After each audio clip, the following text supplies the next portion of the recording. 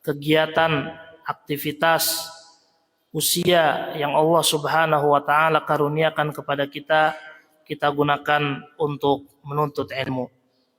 Kemudian salawat beriringkan salam semoga tetap terlimpah curahkan kepada junjungan alam Nabi kita Nabi Muhammad sallallahu alaihi wasallam beserta keluarganya, para sahabatnya dan pengikutnya yang setia hingga akhir zaman. Semoga kita semua termasuk di dalamnya, amin ya rabbal alamin. Ma'asyiral muslimin, jamaah salat subuh yang dirahmati Allah Subhanahu wa taala. Alhamdulillah, terima kasih kepada Al-Ustadz yang telah membuka kegiatan kita pada pagi hari ini. Insyaallah kita akan lanjutkan kajian terkait dengan pembahasan kitab Fathul Majid, syarah kitab Tauhid, yang mana kita masuk kepada bab yang kedua terkait dengan mengangkat bayi tersebut. Maksudnya sahabat Ibnu Abbas yang baru saja lahir ini diangkat oleh Rasulullah SAW, kemudian didoakan. Dan doa Rasulullah SAW mustajabah, diijabah langsung oleh Allah Subhanahu wa taala. Apa doanya? Allahumma faqihhu fid din. Ya Allah, fahamkan keponakanku ini kepada agamamu. Wa 'allimhu ta'wil, dan istimewakan keponakanku ini dengan ilmu tafsir. Maka tentunya apa yang disebutkan di awal tentang tafsiran wurud masuk ke dalam neraka itu tercatat dalam kitab-kitab tafsir, dalam kitab Ibnu Katsir ya. Dan pendapat yang kedua yang disampaikan oleh sahabat Ibnu Abbas pun dinukilkan oleh Al-Imam Ibnu Katsir dalam tafsirnya.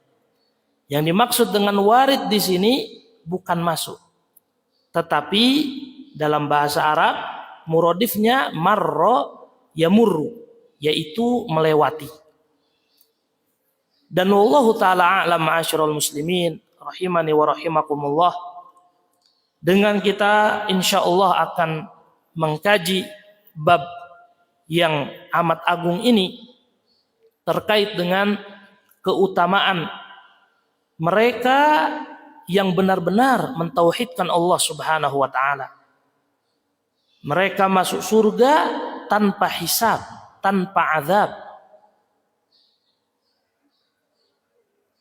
Sesuai dengan makna yang kedua yang disebutkan oleh sahabat Abdullah bin Abbas radhiyallahu taala anhuma, yaitu wa im minkum illa wariduha. Warid di sini maknanya bukan masuk, tetapi melewati. Dan tidaklah di antara kalian kecuali pasti melewati neraka. Dan tafsiran ini lebih sesuai dengan ayat-ayat Al-Quran yang lain serta sabda-sabda Rasulullah SAW yang sahih yang dikumpulkan oleh penulis dalam bab yang kedua ini, memberikan kita, saya pribadi, ilmu yang baru ketika mempelajari tafsiran lebih jauh, mempelajari tauhid lebih jauh, mendapatkan informasi yang alhamdulillah merupakan kabar gembira bagi kita semua kaum muslimin. Ada, dan mudah-mudahan seluruh kita semua bisa mendapatkan kesempatan yang agung ini, masuk surga tanpa masuk neraka terlebih dahulu. Dan kepastiannya seseorang tidaklah kecuali melewati neraka tersebut. Pada peristiwa apa? Pada peristiwa as-sirat. Ketika seluruh dari kita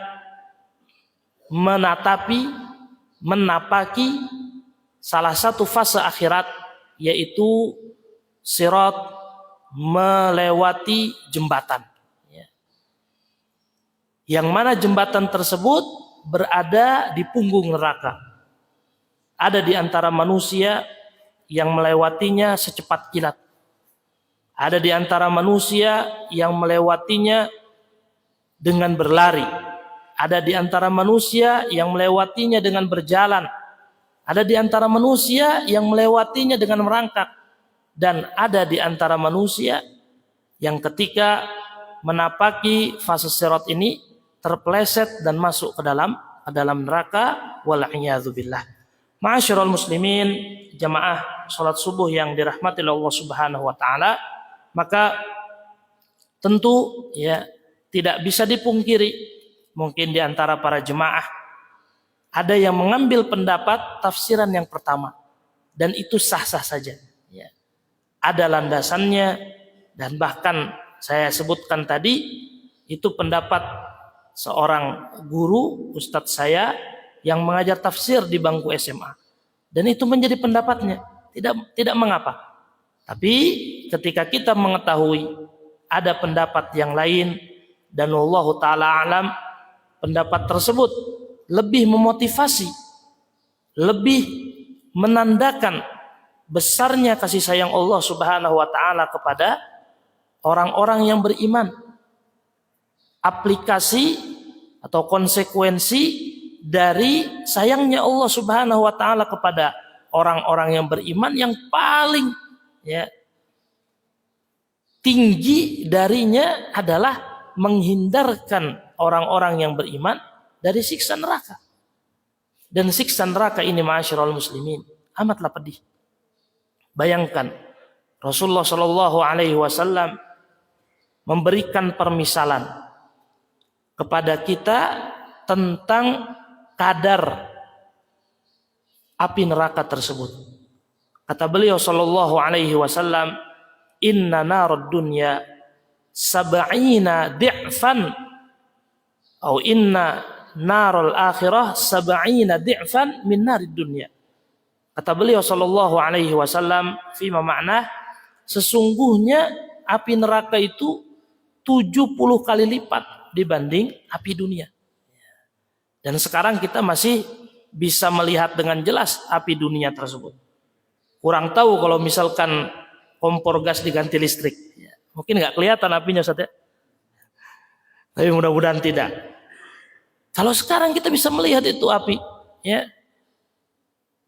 Dan tidak ada yang bisa berlama-lama dengan api tersebut.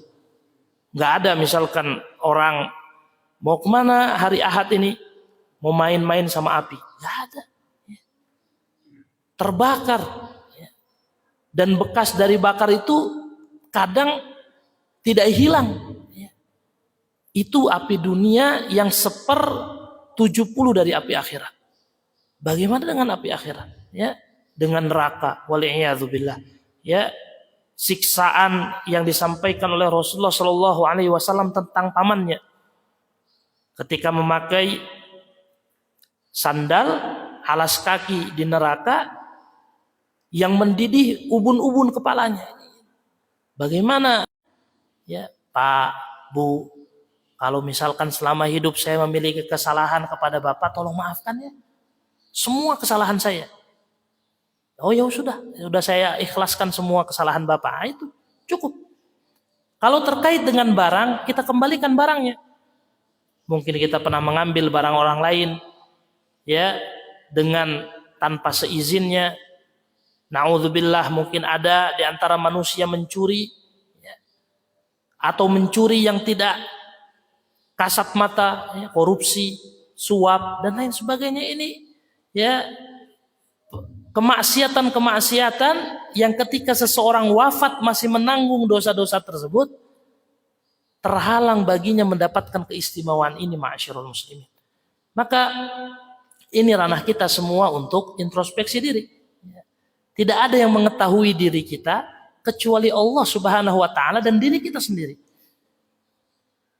Kita renungkan ya dalam satu kesempatan, mungkin setelah kajian ini, mungkin sebelum tidur di malam hari nanti, ya, kita deteksi diri kita, ya, apakah kita masih terkait dengan hal-hal yang memiliki aroma-aroma na'udzubillah kesyirikan, atau aroma-aroma kebid'ahan, atau aroma-aroma kemaksiatan, dan kita upayakan untuk terlepas dari itu semua.